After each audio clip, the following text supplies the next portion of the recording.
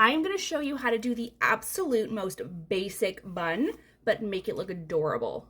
Start by putting your hair up in a ponytail as high up on your head as you want, but remember, the higher up on your head it is, the more bun you're gonna see.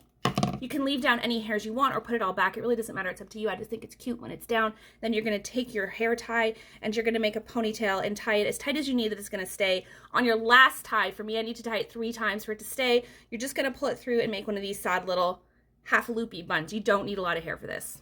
And then you're going to pull it apart, but you're not just going to do this because this doesn't work. We're going to pull it up and forward.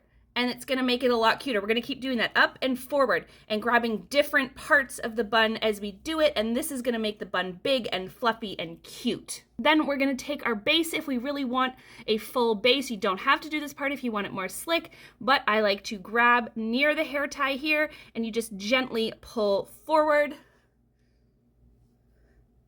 Now you have a super cute messy bun. Wasn't hard to do, no fancy tricks, you don't even need a lot of hair.